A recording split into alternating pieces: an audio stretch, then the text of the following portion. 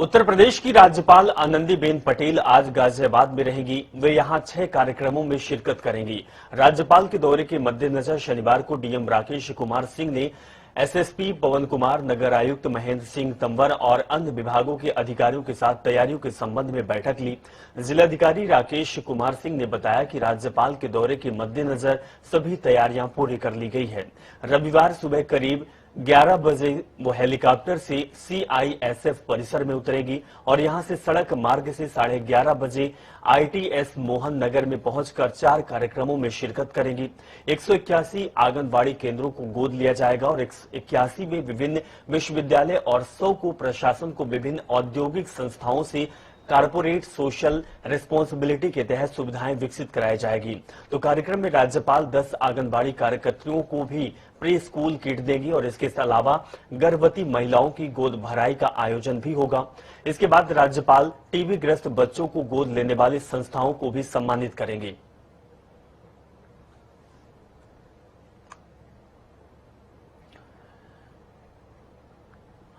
उत्तर प्रदेश में अगले साल होने वाले विधानसभा चुनाव को लेकर बीजेपी ने अपनी तैयारियां तेज कर दी है। सरकार और अब अलग अलग राजनीतिक दल तैयारियों में जुट गए हैं। कार्यक्रमों का आयोजन किया जा रहा है और कार्यक्रमों के द्वारा जनता के बीच जाने का काम भी अलग अलग पार्टियों के द्वारा किया जा रहा है। तो समाज के हर वर्ग और जाति को जोड़ने के लिए रविवार से सामाजिक संपर्क अभियान शुरू करने जा रही है बीजेपी। पार्टी इस अभियान में सबका साथ, सबका विकास, सबके विश्वास और सबके प्रयास से आत्मनिर्भर भारत का मंत्र लेकर जन जन से जुड़ेगी। इस अभियान के तहत आज मुख्यमंत्री योगी आदित्यनाथ पार्टी के पिछड़ा वर्ग सम्मेलन में शामिल होंगे। ये कार्यक्रम सुबह 11 बजे से लखनऊ के पंचायत भवन में शुरू होगा और इस कार्यक्रम में कुम्हार और प्रजापति वर्ग के सभी बड़े नेता शिरकत करेंगे।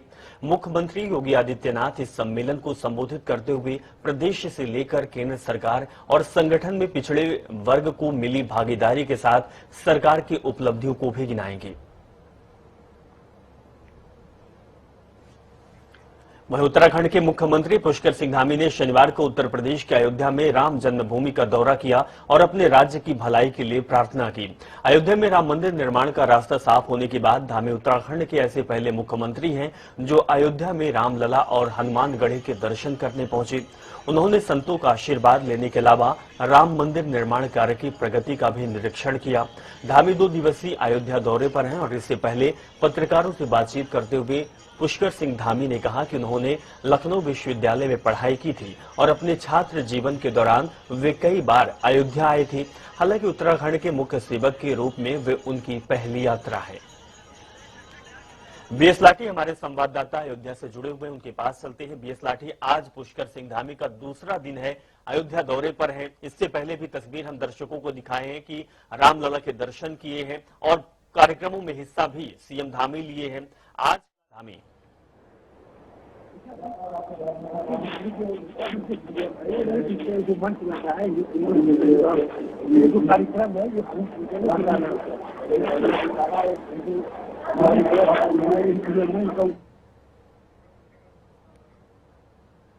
तो हम आपको बता दें कि सीएम पुष्कर सिंह धामी अयोध्या दौरे पर हैं और लगातार 2 दिवसीय दौरे पर अयोध्या में सीएम धामी हैं। और जिस तरीके की बात सीएम धामी ने कही है कि मुख्यमंत्री बनने के बाद उनका ये पहला दौरा है जब वो उत्तर प्रदेश में अयोध्या में आए हुए हैं और रामलला के दर्शन उन्होंने किया है। संध्या आरती में भी शामिल हुए हैं, जो कि हम आपको तस्वीर दिखा रहे हैं कि किस तरीके से वो पूजा पाठ किए हैं। तो पुष्कर सिंह धामी का कहना है कि रामलला के दर्शन के बाद मन बेहद ही खुश हुआ है और आज भी मुख्यमंत्री पुष्कर सिंह धामी का अयोध्या में कार्यक्रम है। कई कार्यक्रमों में शिरकत करेंगे और इसके बाद शाम को मुख्यमंत्री पुष्कर सिंह धामी देहरादून के लिए रवाना हो जाएंगे। तो बीएस लाठी हमारे संवाददाता अयोध्या से जुड़े हुए हैं। बीएस लाठी, आज कौन कौन से कार्यक्रम होने हैं पुष्कर सिंह धामी के? विकास शेख, ये जो सूबे के उत्तराखंड के मुख्यमंत्री हैं पुष्कर सिंह धामी अपने राज्य मंत्री, कैबिनेट मंत्रियों और राज्यसभा सांसदों के साथ अयोध्या का 2 दिवसीय दौरा है। पुष्कर सिंह धामी कल रामलला आरती में शामिल हुए, सरयू आरती में शामिल हुए।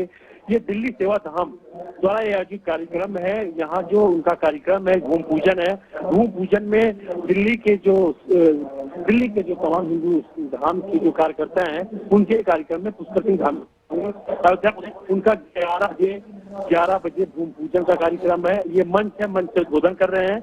आप देख रहे होंगे कि कैमरे में मैं आपको दिखा भी रहा हूँ कि उनका उद्बोधन चल रहा है। उद्बोधन के बाद 11 बजे भूमि पूजन है। भूमि पूजन के बाद 11:30 बजे वो उत्तराखंड को प्रस्थान करेंगे। जी अब से जी बिल्कुल बेस लाठी, अगर बात की जाए तो इस कार्यक्रम में कौन कौन से लोग शामिल होंगे, क्योंकि इससे पहले भी जानकारी आ रही थी कि उत्तर प्रदेश के मंत्रिमंडल के लोग भी सीएम धामी के कार्यक्रम में आ सकते हैं।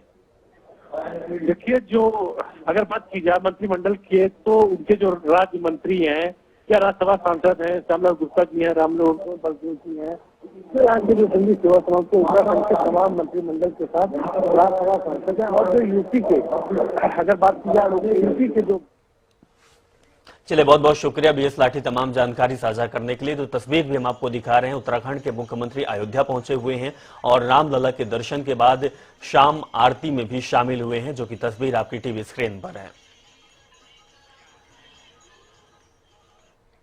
दुर्गा पूजा और दशहरा पर शांति व्यवस्था बनाए रखने के बाद अब पुलिस के सामने कृषि कानून विरोधी आंदोलन को लेकर कानून व्यवस्था बनाए रखने की बड़ी चुनौती है। 18 अक्टूबर को किसान संगठनों ने रेल रोको आंदोलन का ऐलान किया है। किसान आंदोलन की आड़ में अराजक तत्वों के सक्रिय होने की आशंका ने पुलिस की मुश्किलें और बढ़ा दी है। एडीजी कानून व्यवस्था प्रशांत कुमार का कहना है कि इसे लेकर अलर्ट किया गया है। अधिकारियों को किसान संगठनों के पदाधिकारियों को आंदोलन में अराजक तत्वों के गड़बड़ी करने की आशंका से जुड़े तथ्यों की जानकारी देने और शांति व्यवस्था बनाए रखने के लिए उनके लगातार संपर्क में रहने के निर्देश दिए गए हैं। कहा यह भी जा रहा है कि कहीं बड़ी गड़बड़ी करने वाले तथ्यों के विरुद्ध कठोर कार्रवाई भी की जाएगी, जिसके लिए पुलिस प्रशासन लगातार सतर्क है और अधिकारियों को निर्देश भी दिया गया है।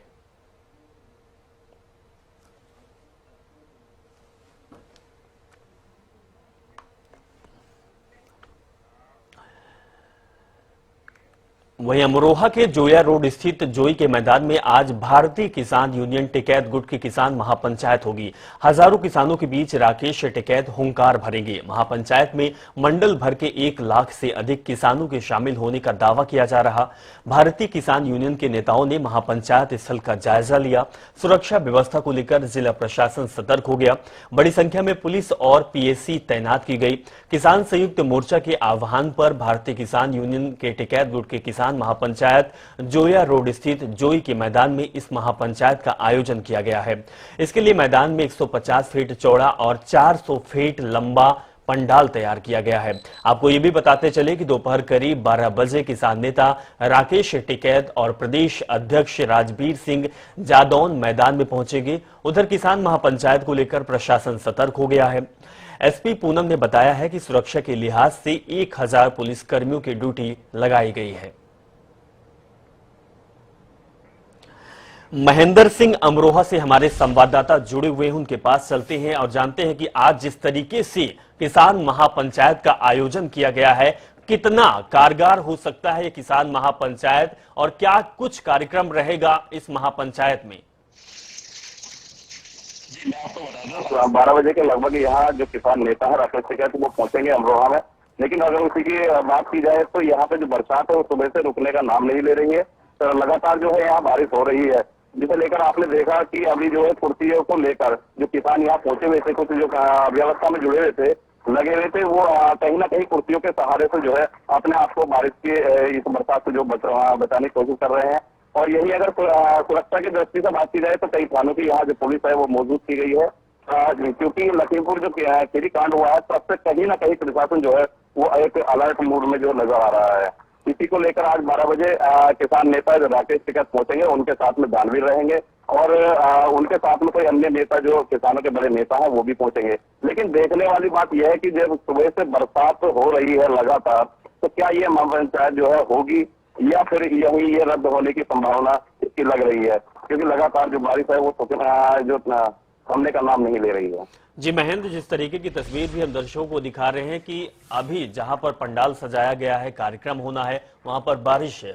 बारिश के बाद क्या किसान लोग वहां पहुंच पाएंगे? अगर रास्ते की बात की जाए या व्यवस्थाओं की बात की जाए तो क्या कुछ जानकारी आपके पास है? और जो अनुमान लगाया जा रहा था कि हजारों और लाखों की संख्या में किसान पहुंचेंगे, तो क्या इस बारिश में किसान पहुंच सकते हैं?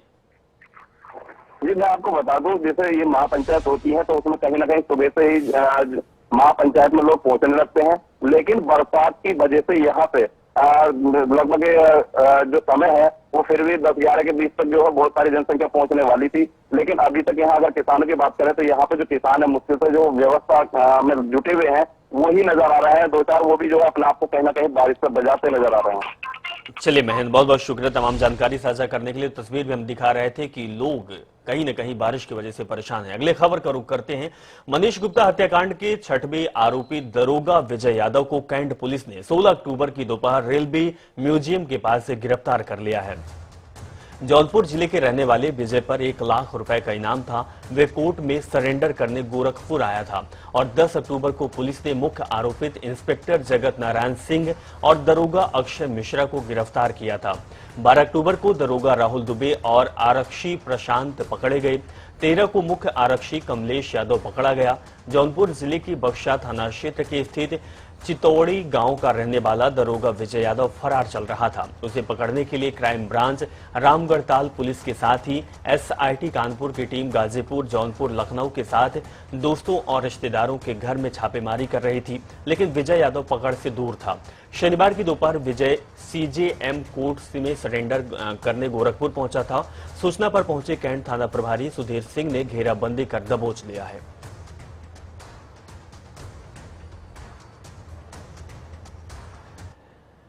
लखीमपुर खीरी कांड के आरोपित लखनऊ निवासी अंकित दास, उनके ड्राइवर शेखर भारती और निजी सुरक्षा कर्मी काले उर्फ लतीफ के जमानत अर्जी शनिवार को सीजेएम ने खारिज कर दी है। अंकित दास ड्राइवर और निजी सुरक्षा कर्मी और दोस्त के साथ 3 अक्टूबर को केंद्रीय गृह राज्य मंत्री के पैतृक गांव थाना तिकुनिया के वनवीरपुर में दंगल देखने गए थे। वहीं वनवीरपुर मार्ग पर हिंसा में 4 किसानों, एक पत्रकार समेत 8 लोगों की मौत हो गई थी। घटना में जिला बहराइच के नानपारा निवासी जगजीत सिंह की तहरीर पर थाना तिकुनिया में केंद्रीय गृह राज्य मंत्री के पुत्र आशीष मिश्रा समेत 20 अज्ञात लोगों के खिलाफ बलवा, दुर्घटना और हत्या के आरोप में मुकदमा दर्ज किया गया था।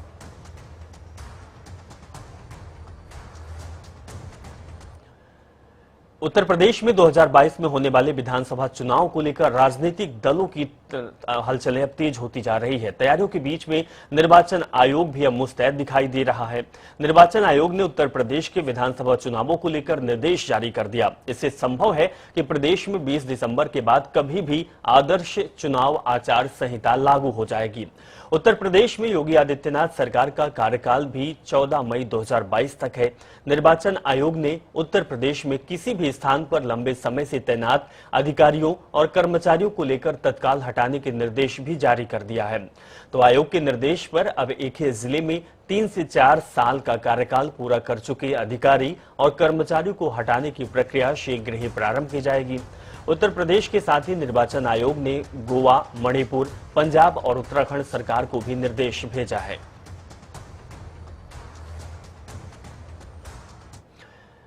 इसी बीच एक बड़ी खबर आ रही है कानपुर से। आज कानपुर पहुंचेंगे बीएसपी महासचिव सतीश चंद्र मिश्रा।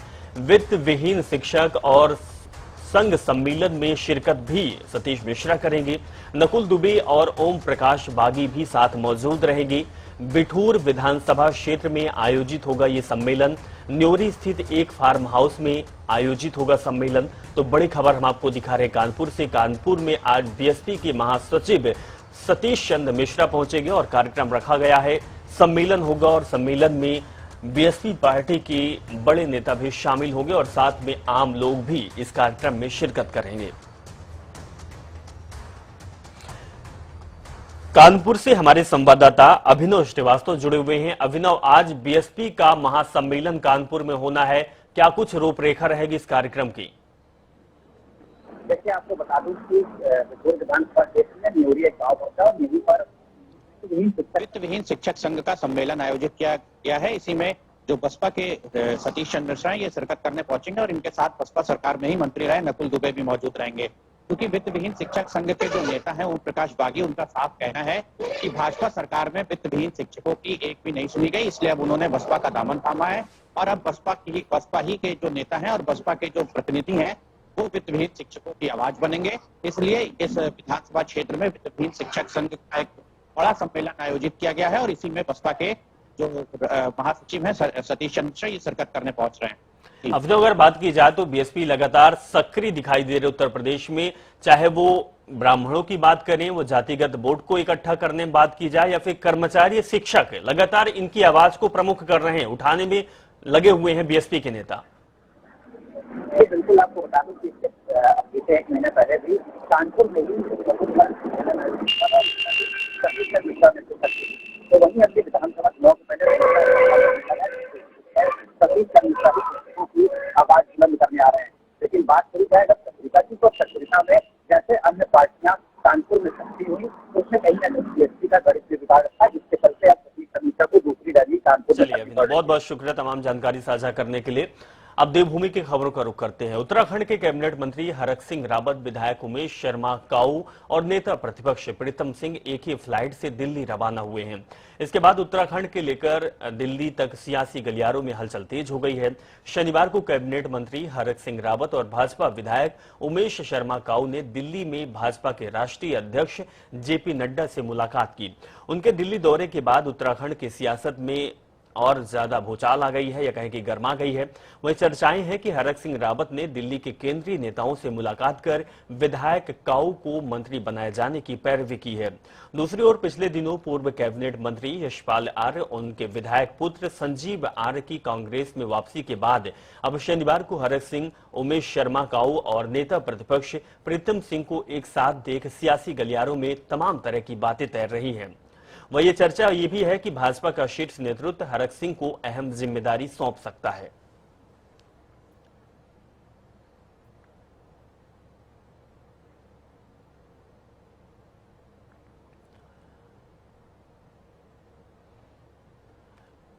उत्तराखंड में भले ही मानसून की विदाई हो गई हो, लेकिन राज्य में अभी भी भारी बारिश की संभावना जताई जा रही है। दरअसल मौसम विभाग के निदेशक विक्रम सिंह का कहना है कि 17 और 18 अक्टूबर को राज्य के अधिकांश क्षेत्रों में हल्की से मध्यम बारिश होने की संभावना है। इस दौरान कहीं कहीं भारी से बहुत अधिक बारिश होगी। तो वहीं 17 अक्टूबर को राज्य के अधिकांश यानी कि गढ़वाल के क्षेत्रों में भारी बारिश देखने को मिल सकती है। जबकि 18 अक्टूबर की बात की जाए तो कुमायूं मंडल के अधिकांश क्षेत्रों में भारी से बहुत भारी बारिश की संभावना है। उत्तराखंड में भाजपा के वरिष्ठ नेताओं के ताबड़तोड़ दौरे जारी हैं, जिसको भाजपा 2022 के विधानसभा चुनावों की तैयारियों के रूप में देख रही है। भाजपा के राष्ट्रीय प्रवक्ता और उत्तराखंड के सह चुनाव प्रभारी आरपी सिंह आज हल्द्वानी पहुंचे, जहां उन्होंने भाजपा के तमाम संभाग कार्यालय में 2 सत्रों में हल्द्वानी, लालकुआं और काला डूंगी विधानसभा के पदाधिकारियों के साथ बैठक की। बैठक में आगामी विधानसभा चुनाव की रणनीति पर चर्चा की गई। वहीं इस बैठक में आरपी सिंह ने कार्यकर्ताओं और पदाधिकारियों से सुझाव भी लिए और 2 टूक शब्दों में कहा कि उत्तराखंड में भाजपा अपना परचम लहरा रही है और अभी तक की बैठक में साफ हो चुका है कि भाजपा हल्द्वानी सीट भी जीतने जा रही है।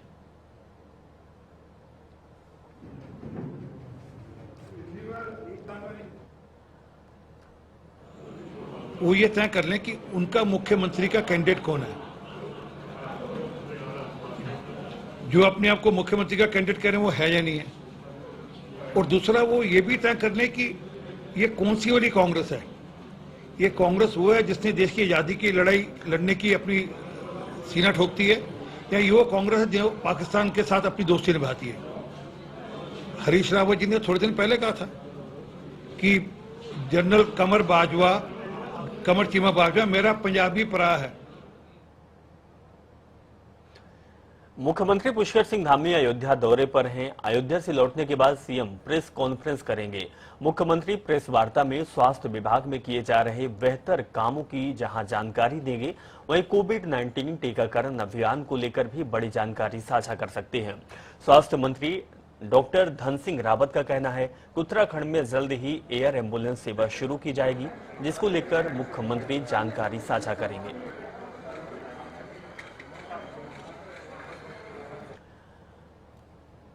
विश्वविख्यात केदार बाबा के दर्शन करने वाले भक्तों की संख्या लगातार बढ़ती जा रही है। लगभग 66,415 श्रद्धालु बाबा केदार के दर्शन कर चुके। शुक्रवार को 11,018 तीर्थयात्रियों ने बाबा केदार के दर्शन किए। ये आंकड़ा यात्रा खुलने के बाद अब तक का सबसे बड़ा रिकॉर्ड है। हजारों की संख्या में पहुंच रहे श्रद्धालुओं के कारण होटल और लॉज सब फुल हो चुके हैं। यात्रियों को यात्रा पड़ावों पर खाने और रहने की भी समस्या उत्पन्न होने लगी है, जबकि केदारनाथ राजमार्ग पर जाम की समस्या भी बनी हुई है। इस बार की जो यात्रा का अंतिम चरण है वो यात्रियों के लिए बहुत कष्टदायक और पीड़ादायक होने जा रहा है, क्योंकि चार धाम जो ऑल वेदर परियोजना पे सरकार ने और प्रशासन ने समय रहते हुए जो कार्य करने वाली कंपनियां हैं उनकी निगरानी सही ढंग से नहीं की, जिसके कारण आज सारा रूट ऋषिकेश से लेकर बद्रीनाथ तक और ऋषिकेश से लेकर गौरीकुंड तक बहुत अस्त व्यस्त हो चुका है और जगह जगह जाम से दो चार होना पड़ रहा है। यात्रियों को जो है रास्ते में खाने के लाले पड़ जाएंगे। चलिए, इस खबर के साथ फिलहाल इस बुलेटिन में बस इतना ही। आप देखते रहें जनता टीवी। नमस्कार।